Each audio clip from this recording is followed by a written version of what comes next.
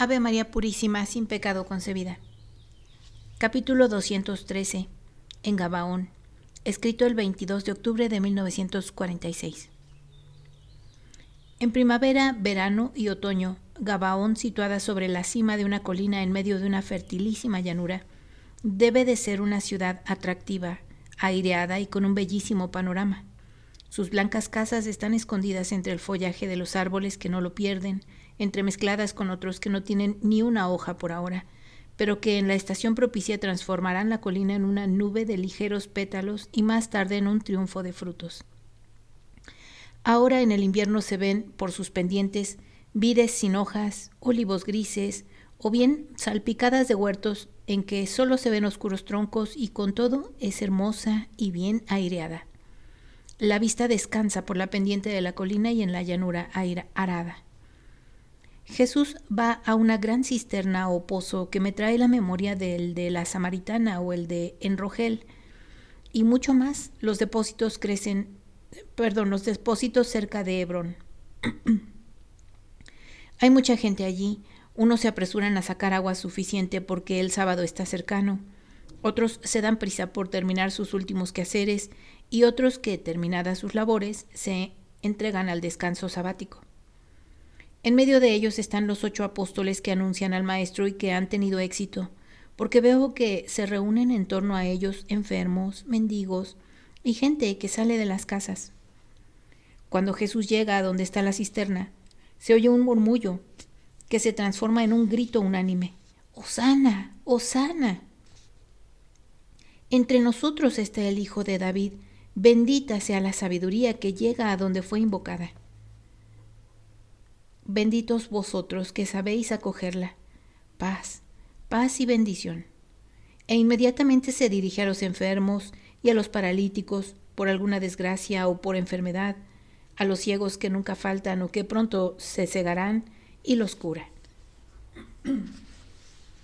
Qué hermoso es el milagro que se realiza en un niño mudo, que su madre presenta a Jesús y que lo cura al darle un beso en la boca, y después el niño repite los bellos nombres de Jesús, María, y desde los brazos en que lo tenía su madre se echa en los de Jesús, apretándosele al cuello, hasta que Jesús lo devuelve a su feliz madre, que dice a Jesús que este primogénito destinado ya en su corazón y en el de su marido antes de que naciera para ser levita, podrá hacerlo ahora que no tiene ya defecto alguno. Mi esposo Joaquín y yo no lo pedimos al Señor para nosotros, sino para que le sirviese a Él. Y no pedí para Él uso de la palabra para que me llamara madre y me diga que me ama. Sus ojos y sus besos me los decían ya. Yo pedí el milagro para que, cual cordero sin mancha, pudiera ser ofrecido al Señor y alabase su nombre. Jesús le responde: el Señor oía las palabras de tu corazón, porque Él, cual una madre, los sentimientos los hace palabras y realidad. Bueno fue tu deseo, y el Altísimo lo acogió. Ahora procura que tu hijo se instruya en la alabanza perfecta para que sea perfecto cuando sirva al Señor. Sí, Rabí, pero ¿qué debo hacer? Haz que ame al Señor Dios con todo su ser, y espontáneamente florecerá en su corazón la alabanza perfecta, y será perfecto en el servicio de su Dios. Has dicho bien, Rabí, la sabiduría está en tus labios. Háblanos a todos, te lo ruego.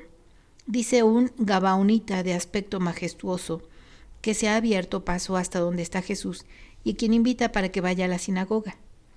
Es el sinagogo. Jesús, seguido de todos, se dirige al lugar, pero como la gente de la población se ha unido también, a la gente de la población se le ha unido la que lo sigue, no hay lugar en la sinagoga para todos.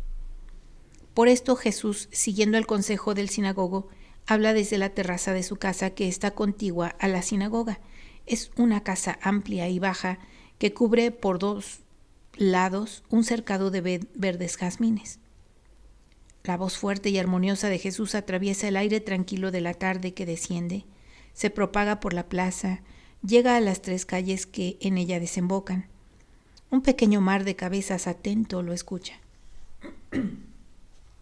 La mujer conciudadana vuestra, que pidió que su hijo hablase, no por el deseo de oír de sus labios dulces palabras, sino para que pudiera entrar en el servicio de Dios. Me recuerda otra palabra, muy lejana, que salió de los labios de un gran hombre que tuvo esta ciudad. Dios escuchó aquella petición como la de esta mujer, porque en ambas encontró que su petición era algo justo, cosa que debería de hacer en todas las plegarias. Debería de haber en todas las plegarias para que Dios las acoja y las conceda. ¿Qué cosa es necesaria durante la vida para obtener después el premio eterno, la verdadera vida eterna y feliz? Ante todo, amar al Señor con todo el ser y al prójimo como a uno mismo. Esto es lo más necesario para tener a Dios como amigo y para alcanzar de Él gracias y bendiciones. Cuando Salomón se convirtió en rey, después de la mujer de David, vino a esta ciudad donde ofreció sacrificios. En aquella noche el Altísimo se le apareció diciéndole: pídeme lo que desees. Una benignidad inmensa de parte de Dios y una gran prueba de parte del hombre, porque corresponde una gran responsabilidad al que recibe un don. Es una responsabilidad tanto más grande cuanto mayor es el don, y es una prueba para saber a qué grado de formación ha llegado el espíritu. Si un espíritu que ha recibido de Dios un don, en lugar de perfeccionarse, baja a la materialidad, cae en la prueba y así muestra que no está formado, que su formación es parcial. Dos cosas son índice del valor espiritual del hombre: su modo de comportarse en la alegría y en el dolor. Solo el que está formado rectamente sabe ser humilde en la gloria, fiel en la alegría, agradecido y constante aún después de haber recibido algo, aun cuando no desee más. Y solo el que sabe ser paciente y perseverante en su amor para con Dios, aun cuando las penas se encarnicen contra él, es realmente un santo. Maestro, ¿puedo hacerte una pregunta?, dice uno de Gabaón. Habla. Es verdad todo lo que has dicho. Y si te entiendo bien, quisiste decir que Salomón superó felizmente la prueba, pero luego pecó. Respóndeme ahora, ¿por qué Dios le hizo ese bien si luego pecaría? Ciertamente el Señor conocía el futuro pecado del rey, y entonces ¿por qué le dijo, pídeme lo que quieras? ¿Fue un bien o fue un mal? Fue siempre un bien, porque Dios no comete cosas malas. Pero acabas de decir que a cada don toca una responsabilidad. Ahora, al haber Salomón pedido y alcanzado la sabiduría, tenía la responsabilidad de haber sido sabio y no lo fue. ¿Quieres decir?, dice Jesús. Y tienes razón. Yo te digo que por haber faltado a la sabiduría, no dejó de ser castigado justamente. Pero la acción de Dios de haberle concedido la sabiduría fue cosa buena, como también fue bueno que Salomón hubiera pedido sabiduría y no cosas materiales. Y como Dios es Padre y es justo, en el momento del error, se le perdonó mucho de éste, porque tuvo presente que el pecador había amado un tiempo más la sabiduría que cualquier otra cosa o criatura. Una acción habrá disminuido la otra. La acción buena hecha con anterioridad al pecado permanece y sirve para el perdón, con la condición de que el pecador después de su falta se arrepienta. Por esto os digo que no dejéis pasar la ocasión de hacer acciones buenas, que sirvan como de moneda para descontar vuestros pecados, cuando por gracia de Dios os arrepentís de ellos. Las buenas acciones, aun cuando parezcan que ya pasaron y erróneamente se pueda pensar que no estimulan en nosotros nuevos incentivos y fuerzas para las cosas buenas, son siempre activas, aun cuando no sea más que por el recuerdo que surge del fondo de una alma abatida y provoca un pesar por el tiempo en que fue uno bueno. El pesar es con frecuencia el primer paso hacia el camino de regreso a la justicia. He dicho que aún un vaso de agua que se da con amor a un sediento no queda sin premio. Un sorbo de agua no es nada como valor material, pero lo hace grande la caridad y no queda sin premio. Algunas veces el premio puede significar regreso al bien que se forma con el recuerdo de aquella acción, de las palabras del hermano sediento, de los sentimientos del corazón que se tuvieron en aquel entonces, del corazón que ofrecía de beber en nombre de Dios y por amor. Y sucede entonces que Dios, como consecuencia de los recuerdos, torna como un sol que sale después de la negra noche a brillar en el horizonte de un pobre corazón que lo perdió y que, fascinado por su inefable presencia, se humilla y grita: Padre, he pecado, perdóname, nuevamente te amo. Amar a Dios es sabiduría, es la más grande sabiduría, porque quien ama conoce todo, posee todo. Mientras la tarde está para caer y el viento frío hace que os entremezcláis y agita las antorchas que tenéis encendidas, yo no vengo a deciros lo que ya sabéis, esto es, los puntos del libro sapiencial donde se describe cómo obtuvo Salomón la sabiduría y la plegaria que pronunció para alcanzarla. Pero como recuerdo mío, como un sendero seguro, como luz que sirve de guía, os exhorto a que meditéis con el vuestro sinagogo estas palabras. El libro de la sabiduría debería ser un manual de la vida espiritual. Cual mano materna os debería guiar e introducir en el perfecto conocimiento de las virtudes y de mi doctrina.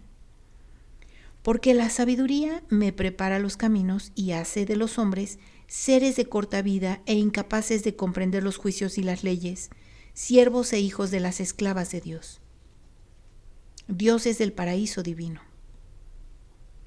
Buscad ante todo la sabiduría para honrar al Señor y oír que os diga en el día eterno: ya que amaste sobre todo esto y no las riquezas, bienes, gloria, vida larga o triunfo sobre tus enemigos, que se te conceda la sabiduría. Esto es Dios mismo, porque el espíritu de sabiduría es el espíritu de Dios. Buscad ante todo la sabiduría santa, y yo os lo digo, se os darán todas las demás cosas de tal forma que ninguno de los grandes del mundo podrá conseguirla. Amad a Dios. Vuestra ocupación solo sea el amarlo. Amad al prójimo para honrar a Dios. Consagrados a su servicio, a su triunfo en los corazones, convertid al Señor quien no es su amigo. Sed santos, acumulad obras santas como defensa vuestra contra las posibles debilidades del hombre. Sed fieles al Señor. No critiquéis ni a vivos ni a muertos. Más bien esforzaos en imitar a los buenos, y no por alegría vuestra terrena, sino por alegría de Dios. Pedidle gracias, y se os darán. Vámonos, mañana oraremos juntos y Dios estará con nosotros. Jesús los bendice y se despide de ellos. El Señor te bendiga y te guarde, haga brillar su rostro sobre ti y te conceda su gracia. Que el Señor vuelva su rostro hacia ti y te conceda su paz.